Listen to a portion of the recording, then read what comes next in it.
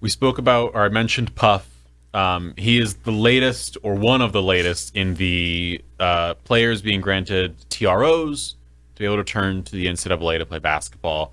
The most recent case. And by the way, Penn State, Mike talked to him last year. Penn State wanted to keep him. He said, whatever you need from us, whatever. But there also gets to a period of time where, it's taken so much time, you fill your roster out and you go from there. So he gets the temporary restraining order. He has not played yet, by the way. He has not played yet for Ohio State, but he. But they also have two guys out right now. Chason's out, and the other kid, I'm trying to think. They have two players out. So he might be able to actually, with some more practice, I mean, he could play Monday night for all I know. They've got to play Michigan tomorrow. Yeah. Okay, they have to play him, but he has not played yet. No. But everybody's going to court. And for whatever reason, and I'm confused as to why, they keep getting it. And again, I think the world of that guy. So I'm happy for him. Puff was incredible. I love him. Absolutely. So I'm happy for him. But some of the stuff doesn't make any sense. So this is what I wanted to then bring up. So the first person to kind of test this in basketball was James Nagy, who was drafted 31st in the 2023 NBA draft. Was cleared to play college basketball in December despite playing in the Summer League and in the Euro League with FC Barcelona.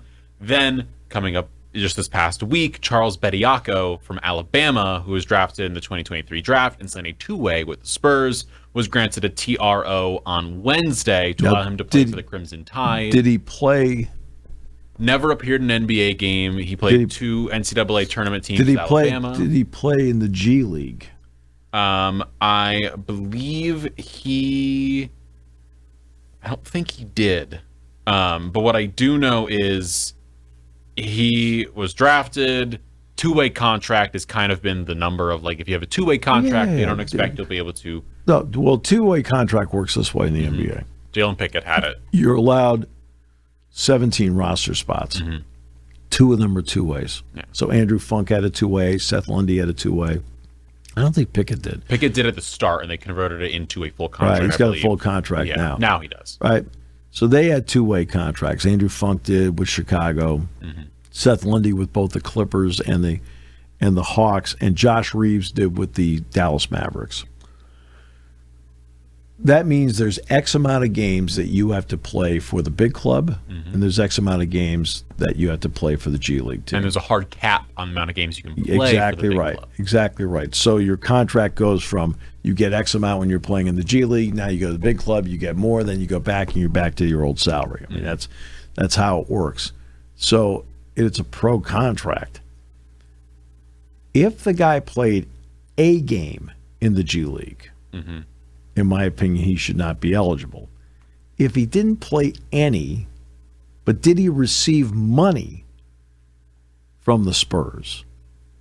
In other words, was there a signing bonus? Was there something in there, right, that makes him a professional at that point? Then I think he should be ineligible. Now, as for the player at Baylor, he's drafted, but he played over in Europe.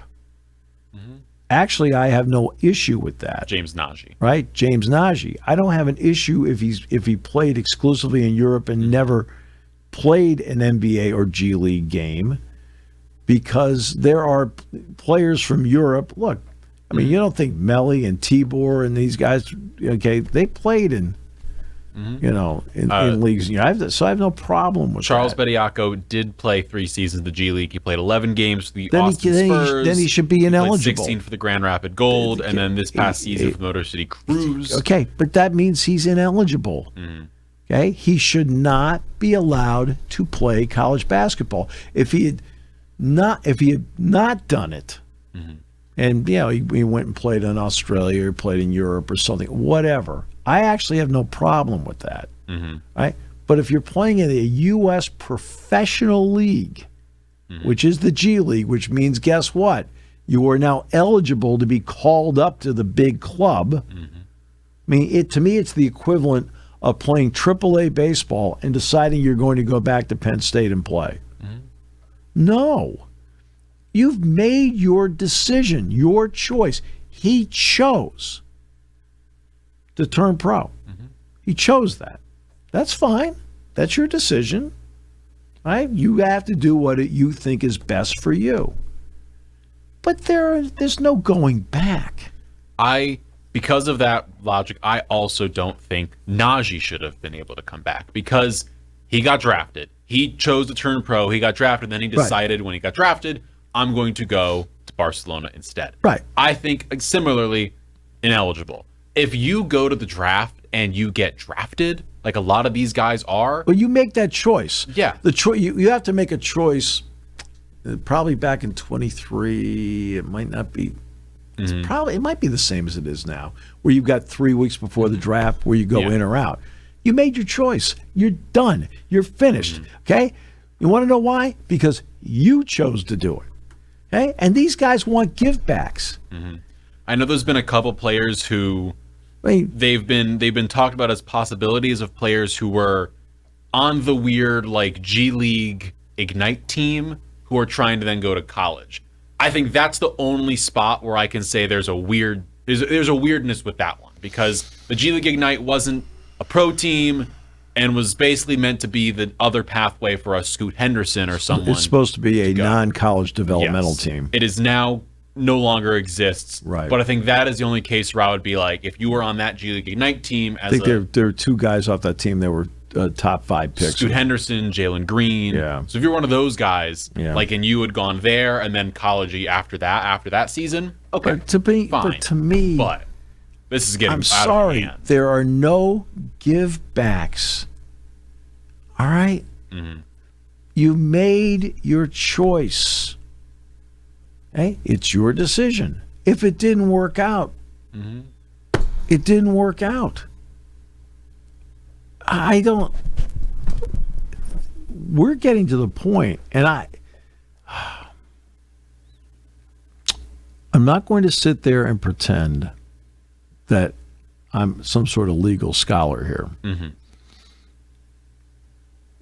People are trying to wonder what kind of scholar I am, but I'm not going to pretend I'm a legal scholar. But I know sports. And I'm wondering if the judges making these decisions, if they know sports. That's a good question. I mean, it's more than just the law.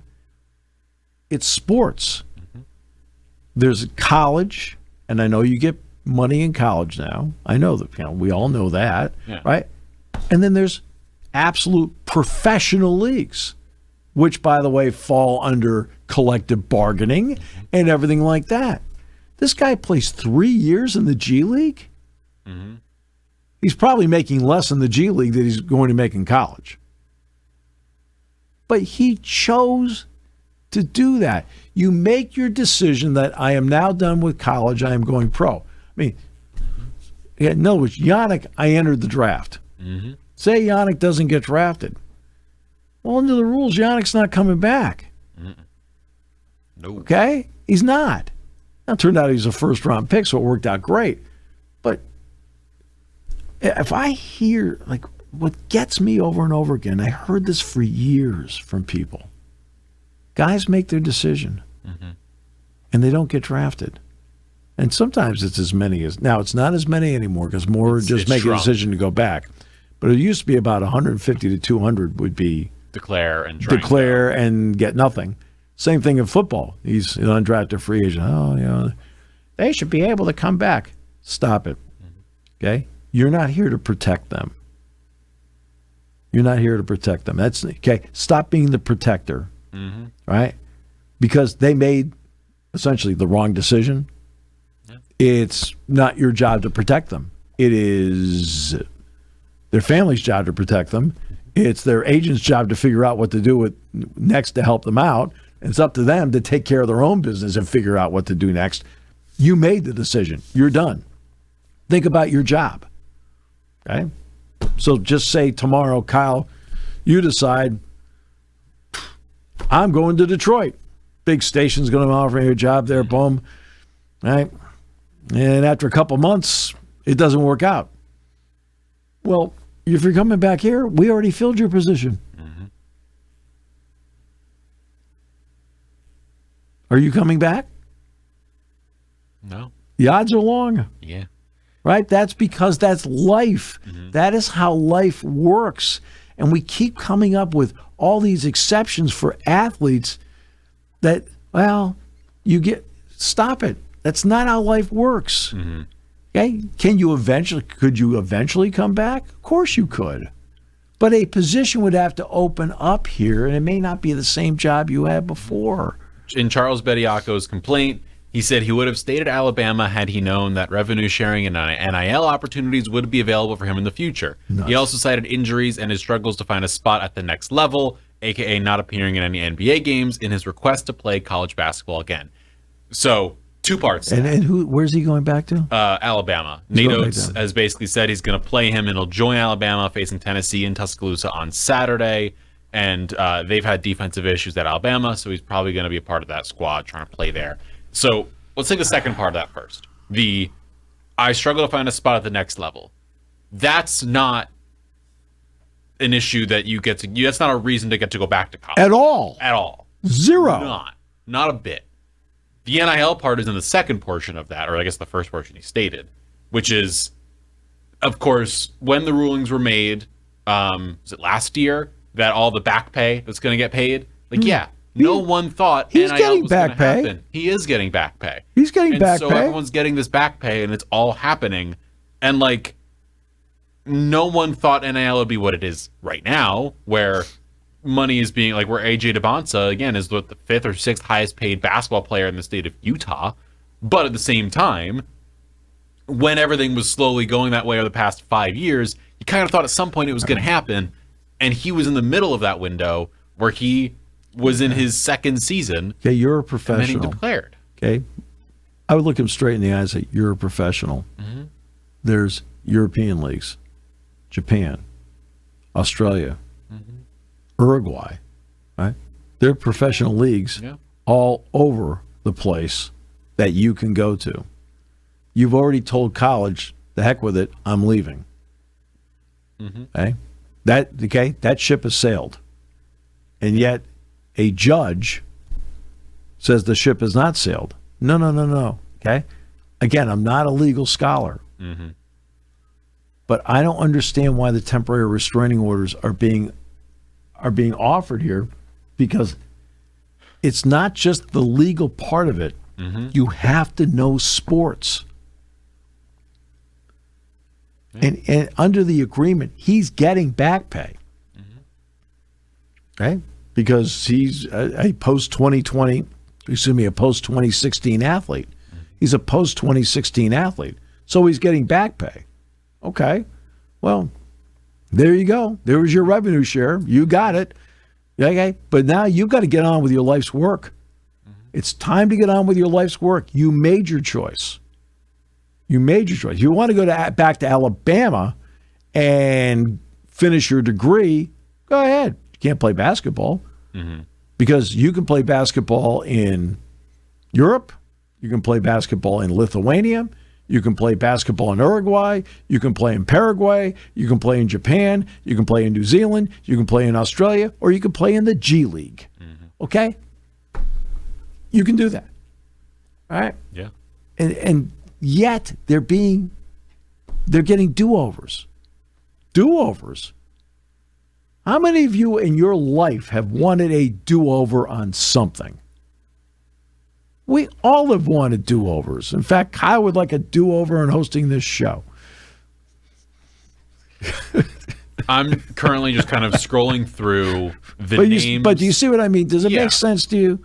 It does. And I'm looking through the players that are the best players right now in EuroLeague, for example, because some of them are draftable. Some of them apparently, some of them are draftable. But you've also got players who did not make it in the NBA, like Charles Bediako saying he didn't, but have found paths to success in EuroLeague. So, of course, the best player of the past 2 years was Nigel Hayes-Davis, who I believe played at, was it Wisconsin or Indiana? He did. And he was great. And then he went over to Europe and was EuroLeague MVP, was incredible. Who's the best player in Europe right now? Kendrick Nunn. Right. Nunn went to the NBA, played for the Lakers. Started out at Illinois. Started at Illinois, played for the Heat, played for the Lakers, bounced around a little bit, went to overseas to Panathinaikos, is now one of the best players in the league. Look, Mike James was the Lakers for like a year and a half, now finds his way over there. You've got someone like Evan Fournier, who of course signed big contracts, but very notoriously got thrown out of New York because they thought he wasn't good enough, and is now one of the best players for Olympiacos. Joe Crispin played with the Lakers, and he played with the Phoenix Suns. But he spent the vast majority of his career playing in various countries in Europe. Glenn Secunda, who lives over here in Bollesburg. Glenn had a long European career, right? Never played in the NBA, had a long European career. Pete Lisicki spent the vast majority of his time playing in Italy. And in part because his grandmother was from Italy, so he didn't qualify as an American. They found a loophole, so right. And Pete played there and and did well. Tyler Smith, who now lives here in State College, wrote a book, and I'll bring it in for you, for you to read it. All the places he went to play pro basketball. Ed Fogel played in Japan for years. It was great. Ed came back last year. His daughter's going to Penn State. Okay? But Ed played over there. Now Ed lives back here in the Philadelphia area. Okay? And then, who was the head coach of Japan's national team for the Olympics? I do not know.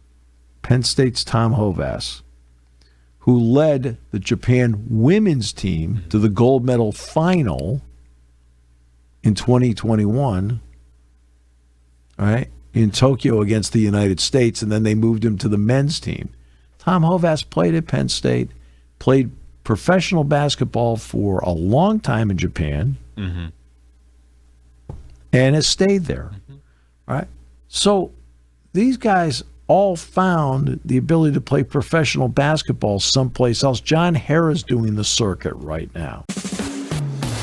Thanks for listening to Sports Talk with Steve Jones. Catch the latest from me on the 7 Mountain Sports YouTube page. Find clips of the show on Twitter, Instagram, and Facebook by searching up 7 Mountain Sports.